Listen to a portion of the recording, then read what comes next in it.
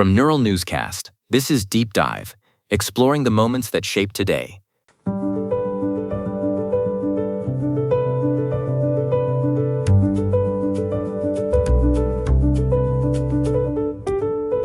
Hello, and welcome to Deep Dive. I am Thatcher Collins.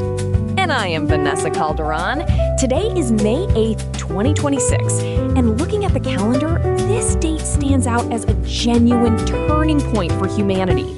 It represents moments where we collectively decided to stop fighting each other and start fighting for our survival. It really is a day defined by massive shifts in the global narrative. Today, we are reflecting on the moment Europe finally saw peace in 1945, exploring three legendary birthdays that reshaped our understanding of humanity and the planet, and celebrating a public health achievement that altered the course of medicine forever.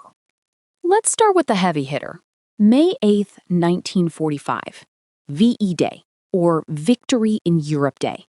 This was the precise moment the nightmare of Nazi Germany finally came to a halt, with an unconditional surrender to the Allied forces. The surrender actually took formal effect at midnight, bringing a close to the European theater of World War II. For 6 long years, the entire continent had been eclipsed by the shadow of total conflict. The relief felt on this day was so profound it almost defies description. In London, the crowds were so thick you could barely move, while in Paris and New York, the celebration was a release of years of pent-up grief and anxiety. The energy of those crowds must have been electric, Vanessa. But even as the streets filled with people dancing, the leaders in charge were already pivoting. They had to transition instantly from winning a war to figuring out how to manage a world that was physically and economically broken. That brings us to one of our major birthdays today, Harry S. Truman. Exactly. Truman was born on this day in 1884. He had been president for less than a month when VE Day arrived, having been thrust into the role after the death of Franklin D. Roosevelt in April. He didn't have time for a learning curve. He inherited a world in absolute chaos and had to make decisions that would define the next century. Talk about a trial by fire. Truman wasn't just overseeing the final stages of the war. He became the primary architect of the peace that followed. You cannot discuss his legacy without focusing on the Marshall Plan, which was revolutionary for its time. It was his defining contribution, Vanessa. Truman understood a hard truth. To prevent a third global conflict, Europe needed to be rebuilt from the ground up, not just punished. He pushed through billions of dollars in economic aid to restore the industrial base of Western Europe. It was a massive logistical and political gamble that essentially created the modern geopolitical landscape. He set the stage for the stability we often take for granted today. But Thatcher, while we are on the subject of people who changed our perspective, we have 2 other birthdays today that are equally iconic, though they operated in very different spheres. We do. We have one man who focused on the human cost of war, and another who spent his life showing us the beauty of the world we are trying so hard to protect. Let's start with Henry Dunant, born in 1828. His story is quite cinematic. He was a Swiss businessman who happened to witness the aftermath of the Battle of Solferino. He was so deeply shaken by the thousands of wounded soldiers left to die without medical care that he essentially willed the International Committee of the Red Cross into existence. His persistence didn't just stop at a relief organization. It led to the First Geneva Convention, which established the ground rules for how humans should be treated during wartime.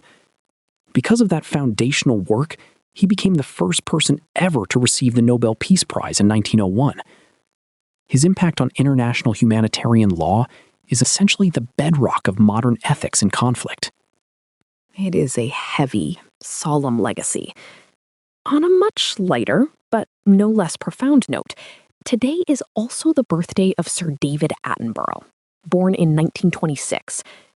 If Dunant saved lives through law and aid, Attenborough has saved our collective curiosity about the natural world. Vanessa, it is almost impossible to measure his influence.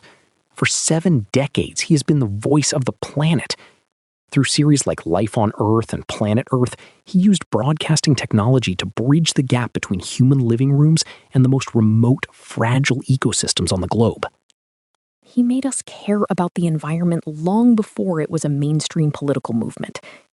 There is something about that rhythmic, calm delivery of his that makes you realize just how interconnected every living thing is. He turned the natural world into a story we all felt a part of. That sense of interconnectedness is the common thread today.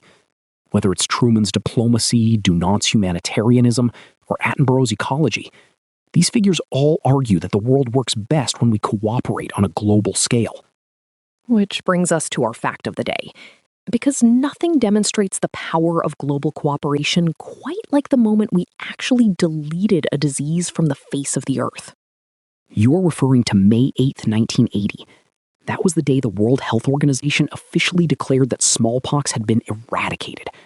It was a victory for the entire species. Smallpox was a terror for centuries, killing hundreds of millions of people. The fact that humanity managed to hunt down this virus and eliminate it through a coordinated global vaccination campaign is arguably the ultimate scientific achievement. The campaign was relentless. It started in 1967, and while the last natural case was recorded in 1977, the WHO waited 3 more years of intensive monitoring before they were certain. To this day, it remains the only human infectious disease we have completely wiped out. It stands as a reminder of what is possible when the world agrees on a single vital goal. It shows that between the end of a world war and the end of a global plague, May 8th is a date where we stop the fighting and start solving the truly big problems. It is a very hopeful note to end on. It really is, Vanessa.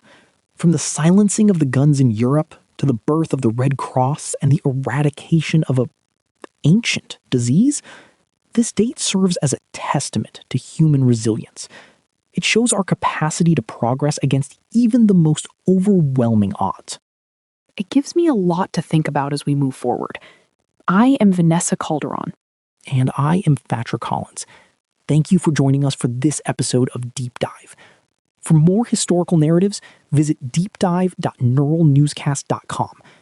Deep Dive is AI-assisted, human-reviewed.